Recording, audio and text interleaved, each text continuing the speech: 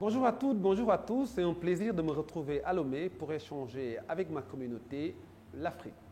Un continent merveilleux, un continent qui a énormément de ressources pour prendre en charge les destinées de ses enfants. En Afrique, il existe plusieurs opportunités. En Afrique, il existe plusieurs problèmes à résoudre. En Afrique, il existe plusieurs solutions que nous devons déployer pour prendre en charge les défis de la communauté. En ce sens, il m'a été demandé de réfléchir sur une thématique qui me passionne, comment entreprendre en Afrique. Pour ma part, le sujet est très simple dans sa définition théorique, mais très complexe dans sa pratique. Parce que tout simplement, le métier de l'entrepreneur en est un. Donc c'est un métier qui donne l'opportunité à une personne de réfléchir en permanence, de proposer des solutions en permanence et surtout d'être en contact avec des populations qui ont besoin de ces biens ou de ces services. Donc l'entrepreneuriat pour moi est le meilleur moyen pour sortir de cette Afrique, de cette vision sombre, de cet état d'esprit qui n'est pas pour ma part le meilleur état d'esprit pour conduire un changement dans nos orientations. Comment entreprendre en Afrique? En premier lieu, je voudrais juste faire un petit diagnostic. En deuxième lieu, je vais donner ma vision de façon pragmatique. Si un individu a envie d'entreprendre, quelles sont les différentes étapes qu'il doit suivre cet individu? Troisième élément, je vais m'adresser à ma communauté pour apporter quelques conseils et recommandations. Donc la première partie, naturellement, c'est un diagnostic. Qu'est-ce que nous avons en Afrique? Plusieurs pays, plusieurs populations, plusieurs communautés. Quand on parle de population, très souvent, on pense à des besoins. Certains sont satisfaits et d'autres sont non satisfaits. Mais si on analyse l'entrepreneuriat en Afrique, en faisant appel aux différentes consommations des populations africaines, les biens, les services, on peut imaginer qu'il y a d'autres pays qui sont en dehors de l'Afrique qui nous proposent leurs produits et leurs services. Nous prenons les produits de grande consommation, les réfrigérateurs, les machines à laver, toutes ces sortes d'innovations sont créées par d'autres communautés, mais ces innovations inondent nos marchés parce que nous aussi, en tant qu'individus, nous avons besoin de ces machines pour faire face à nos exigences. Les services à haute valeur ajoutée, pareil, ce sont les étrangers qui les vendent en Afrique. Nous, en tant qu'Africains, nous n'avons pas encore l'opportunité de nous mettre dans des projets qui permettent de relever les défis nationaux. Au niveau de plusieurs pays d'Afrique, nous avons certes des entrepreneurs à qui on peut affecter le titre de champion national. Cependant, leurs efforts cumulés, ces entrepreneurs, on n'atteint pas la taille d'une entreprise française ou la taille d'une entreprise américaine. Donc, il est important aujourd'hui qu'on voit dans cet écosystème quelles sont les personnes pour qui on peut apporter du soutien, on peut apporter de la méthode, on peut apporter également de la considération pour que ces personnes puissent devenir de véritables leviers de développement dans nos pays et des références en matière de profil entrepreneurial. Ce diagnostic, je vais le terminer en concluant ainsi.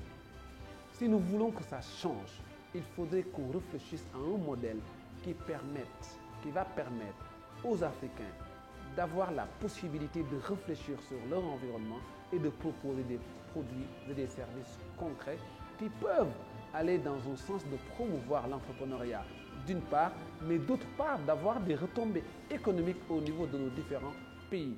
Si l'entrepreneuriat marche chez nous, cela veut dire que le pays marchera. Donc pour moi, l'entrepreneuriat est le levier numéro 1 qui donne l'opportunité à tout un chacun d'être épanoui dans une communauté. Donc le diagnostic a été ainsi fait. Je m'adresse maintenant aux personnes qui veulent entreprendre. Je vais vous dire dans un premier temps que vous avez énormément de ressources sur Internet qui vous expliquent comment s'y prendre si vous avez envie de devenir entrepreneur. Il y a ce qu'on appelle des consultants, des coachs, des formateurs, en tout cas un personnel diversifié qui donne ses avis. Pour ma part, lorsqu'on a envie d'entreprendre, on se doit être une personne qui ferme dans un premier temps ses oreilles, de n'écouter personne, de faire son introspection, de faire son bilan personnel, je veux dire, de faire aussi ce qu'on appelle son auto-évaluation. Et ce sont des éléments qui aident l'entrepreneur à mesurer ses forces, ses faiblesses et ses capacités à agir. Et cela donne aussi l'opportunité à l'entrepreneur de voir, en cas d'opportunité, quel est le chemin à emprunter. Donc, ce bilan personnel donne la possibilité à l'entrepreneur de dresser ce qu'on appelle un plan d'action.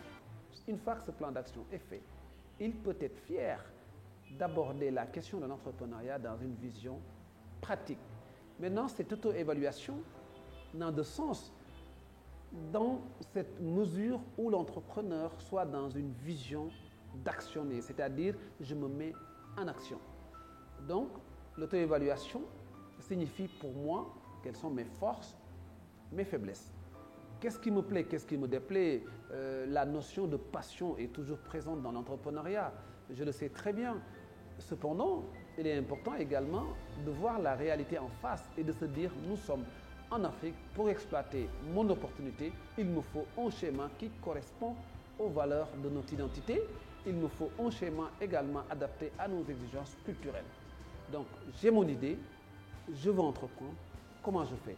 En deuxième point, je fais un appel aux porteurs de projets, aux entrepreneurs qui viennent de débuter. Ce métier est passionnant. Ce métier nécessite des efforts. Ce métier nécessite de l'énergie. Plusieurs personnes estiment que l'entrepreneuriat, c'est le métier le plus facile, c'est acheter, vendre, c'est de réfléchir à une idée et de concrétiser l'idée en projet. Finalement, tu vends et tu es riche, tu es entrepreneur. C'est plus complexe que ça. L'entrepreneur travaille tous les jours, énormément, du lundi au dimanche. Il ne fait que réfléchir, il ne fait que agir, il ne fait que participer au développement économique de son territoire et des territoires voisins. Donc, c'est une personne magnifique. C'est une personne adorable, c'est une personne merveilleuse. Vive les entrepreneurs. C'est normal pour moi en tant qu'entrepreneur que je soutienne ma communauté parce que nous sommes les champions du monde en tant que chef d'entreprise. Je voulais dire à travers ce deuxième point, une fois que vous avez l'idée, vous avez deux voies. Certains vous diront, prenez le temps de coucher votre idée sur papier, élaborez votre plan d'affaires, cherchez du financement, cherchez des bureaux, c'est-à-dire un local qui vous permet d'exploiter l'activité et démarrer. Je voudrais juste vous dire que l'Afrique est un espace où il n'y a pas un écosystème favorable à cette méthode. L'Afrique aussi a son histoire entrepreneuriale qui est éloignée de ce modèle dont je viens de citer tout à l'heure. L'Afrique a aussi ses entrepreneurs qui ont leur parcours. Et si on regarde les parcours de plusieurs entrepreneurs, la méthode que je viens de citer est totalement différente de comment les entrepreneurs font en Afrique pour réussir. Chez nous, en Afrique, ceux qui ont réussi dans l'entrepreneuriat ont eu la chance d'observer l'environnement immédiat, de détecter des besoins et ont commencé petit à petit. Et ces entrepreneurs n'ont pas eu besoin de grands moyens pour démarrer leurs ambitions. Ils ont réussi pour la majeure partie par conviction, par détermination, par abnégation, par conduire son leadership à un niveau de pratique déterminé. Donc ces entrepreneurs, je salue leur persévérance, je salue leur capacité de résilience, je salue également leur vision parce qu'ils ont réussi à transformer notre écosystème et je suis fier de leur contribution à tous les niveaux. Donc en entrepreneuriat, c'est vrai que je vous ai dressé ce premier point. Une fois que vous avez l'idée, vous pouvez formaliser en vous adressant à votre communauté avant de vous lancer dans cette phase pratique. Cependant, en tant qu'entrepreneur rationnel, je vais vous dire, une fois que vous avez l'idée, commencez, démarrez. Si l'idée, c'est de créer une application, faites tout pour avoir un ordinateur, une connexion Internet et matérialiser l'idée à travers un prototype. Si vous avez un prototype, c'est-à-dire l'instrument sur lequel vous voulez exploiter l'activité ou un instrument qui vous permet de démontrer que vous avez une solution qui peut marcher, vous avez plus de chances à être écouté. Maintenant, si votre idée est juste sur papier et que vous attendez des financements, vous risquez de ne jamais exploiter votre business. Donc je vous invite à aller dans l'action. Exemple, un jeune peut avoir l'idée d'aller dans l'agriculture parce que c'est un secteur porteur en Afrique. Mais un jeune qui n'a pas les moyens, comment il peut prétendre aller dans l'agriculture avec une ferme sophistiquée? C'est un rêve qui se fera donc en étapes. Pas tout de suite, je démarre, j'ai tout. Donc, ce qui signifie que le jeune doit bien réfléchir sur son modèle économique, sur ses types de partenariats, sur comment collaborer avec d'autres personnes pour préparer petit à petit son ambition entrepreneuriale. Je peux conseiller à ce jeune, par exemple, d'aller voir certaines personnes qui sont au niveau de sa région, qui ont des fermes, et il peut commencer à développer de petites collaborations. En développant des petites collaborations, il peut imaginer d'autres types de collaborations avec d'autres entrepreneurs qui sont dans la même localité, qui sont dans l'agriculture ou qui sont dans les chaînes de valeur. Je veux juste dire, le temps que le jeune a, son énergie, sa force de travail peuvent être déterminantes pour les premiers pas d'un entrepreneur qui a l'ambition de réussir. Donc pour moi, quand on a l'idée, il faut qu'on y aille. En troisième point, je m'adresse à la communauté entrepreneuriale en Afrique pour donner quelques conseils. Si vous voulez réussir, écoutez-vous d'abord vous-même. Tout à l'heure, j'ai dit qu'il faut faire une introspection, c'est-à-dire son bilan personnel. Une fois que cet exercice est fait, cela va vous conduire de mesurer ce que vous avez en force. Si votre force est de communiquer et que vous avez des talents d'un bon communicant, vendez la communication. Si votre force est d'enseigner, préparez vos cours, allez-y voir les écoles, vendez-leur vos modèles pédagogiques. Si votre force est d'écrire des ouvrages, mettez en pratique votre intelligence, écrivez, faites-vous lire. Si votre force est de regrouper les jeunes et de les former, régalez-vous. Donc il est important d'évaluer vos forces, mais vos faiblesses également. Et une fois qu'on évalue ces faiblesses, pour ma part, ce n'est pas pour rejeter cette partie. Au contraire, la faiblesse d'un individu, il peut y travailler pour trouver les meilleures astuces pour résoudre ses limites. Je peux avoir une faiblesse de pouvoir communiquer pendant 5 minutes. Si je prends le temps d'y travailler, un jour, je peux y arriver. Et aujourd'hui, les femmes en Afrique nous démontrent que les faiblesses chez nous ne sont que du laps de temps. Parce que tout simplement, la femme n'avait pas connu comment tresser. Donc, ça a été une faiblesse à un moment donné de sa vie. Elle apprend, elle constate, elle observe et finalement, elle s'est tressée. Elle a exploité sa limite en opportunité et finalement, elle s'est tressée. Donc, un service concret qu'elle sait faire. Donc, je vous dis que les faiblesses d'encre, il ne faut pas les écarter. Il faut les évaluer pour avoir leur niveau. Cela va vous permettre de dresser un plan d'action pour faire face à ces faiblesses. Donc, à titre de conseil, j'ai demandé à ce que vous, en tant qu'entrepreneur, faites tout pour ne pas écouter les autres une fois que l'ambition est confirmée. Écoutez-vous, écoutez votre personne, écoutez également l'environnement. Parce que n'oubliez pas que si vous créez une entreprise, c'est pour répondre à un besoin. Et le besoin, ce sont les populations qui ont l'intention, en tout cas, de les acheter à travers votre formule. Donc, si vous n'êtes pas dans cette mesure d'écouter les populations, vous risquez de produire des biens qui ne vont pas correspondre à leurs attentes. Vous risquez également de proposer des services qui ne seront pas vendus. Et la force d'une entreprise qui résiste aux contraintes, c'est une entreprise qui vend. Et si vous n'avez pas, en tout cas, tous ces préalables, vous risquez de disparaître. Donc, mon conseil final à ce niveau, c'est qu'en fait, si vous fermez vos oreilles, prenez le temps aussi de lire. La lecture est indispensable pour quelqu'un qui veut réussir. Donc, le premier point, c'est de s'écouter soi-même. Le deuxième point, vous ouvrez petit à petit votre esprit à d'autres personnes, peut-être qui sont dans le même secteur d'activité, peut-être qui ont réussi déjà. Cependant, écouter une personne ne veut pas dire que la personne vienne dire ce que vous devez faire et que vous faites.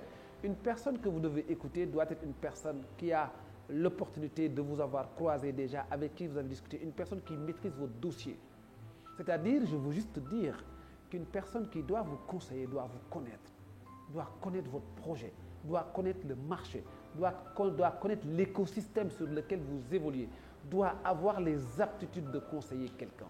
Donc ne prêtez pas vos oreilles à tout le monde. C'est vrai que je ne suis pas fréquent sur Internet. Je n'utilise pas les réseaux sociaux pour promouvoir mes activités. Je ne suis pas dans les réseaux sociaux également pour proposer des conseils. Mon boulot, ce n'est pas d'aller sur Internet. Mon travail, c'est entrepreneur et c'est ce que je sais faire le mieux et je le fais avec conviction. Je ne voudrais pas lancer un message négatif à l'endroit des personnes qui conseillent. Je voudrais juste dire aux personnes qui écoutent, faites attention. Vous avez plusieurs coachs, plusieurs formateurs, plusieurs mentors qui prennent la parole, qui vous exposent des méthodologies. Bravo à ces personnes d'avoir pensé qu'il était utile d'apporter des solutions à des problèmes. Maintenant, ce que je veux dire, ce n'est pas de la contradiction, mais c'est une contribution. L'entrepreneuriat est une question personnelle. Les problèmes que vous avez en tant qu'entrepreneur, ce sont des défis personnels à régler. N'oubliez pas ça. Donc, si vous écoutez quelqu'un, soyez dans cette optique de faire la part des choses. En troisième point, votre rapport à l'échec. Vous voulez entreprendre, il y a trop de débats. Votre entourage est là. Les personnes qui sont même éloignées de votre entourage ont leur mot à dire. Faites attention avec qui vous composez, avec qui vous sortez, avec qui vous vous mariez, avec qui vous discutez de vos problèmes. Choisissez les personnes qui sont objectives. Choisissez les personnes qui sont rationnelles. Choisissez les personnes qui peuvent vous accompagner. Ne prêtez jamais vos oreilles aux personnes qui vous négligent, aux personnes qui vous détestent, aux personnes qui n'ont aucune connaissance de ce que vous voulez faire et qui vous découragent. L'échec, votre rapport en tant que chef d'entreprise avec lui doit être un rapport d'échec. Donc pour moi, l'échec n'existe pas. On n'a pas encore réussi à atteindre notre étape finale. On est à 80%, on est à 85%, on est à 86%. Un jour viendra, nous pouvons atteindre les 100%.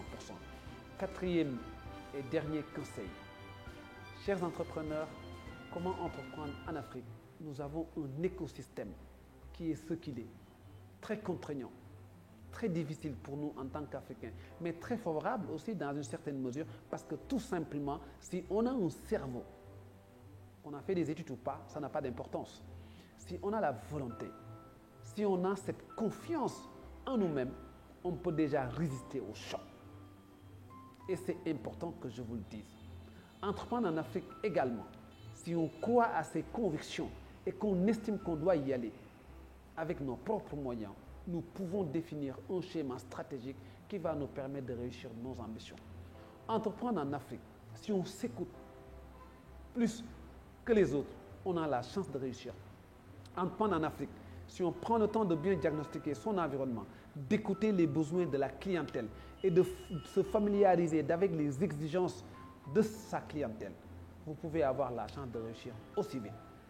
Et en quatrième point, comme une recommandation, je voudrais vous dire, si vous avez envie de réussir dans l'entrepreneuriat, évitez le relationnel.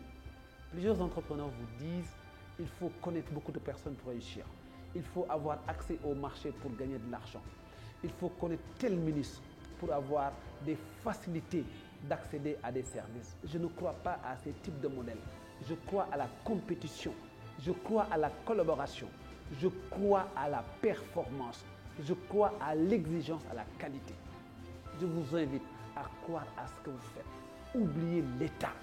Dans nos pays, nos États n'ont pas assez de ressources pour faire face au financement de nos activités. Nos États sont limités et je salue leurs efforts. Je salue également leurs directives. Je salue leurs orientations, mais ils n'ont pas tout pour nous assurer les meilleures options pour réussir nos vies entrepreneuriales. C'est par là que je vais terminer mon intervention. Je vous remercie d'avoir accordé de la considération dans cette discussion que j'ai menée avec vous. Bravo pour ceux qui aiment notre continent africain. Bravo également pour toutes les personnes qui pensent que l'Afrique doit changer de visage et que cette Afrique-là doit être un espace où les enfants peuvent y rester et être fiers, peuvent y vivre et trouver des solutions à leurs problèmes. Merci.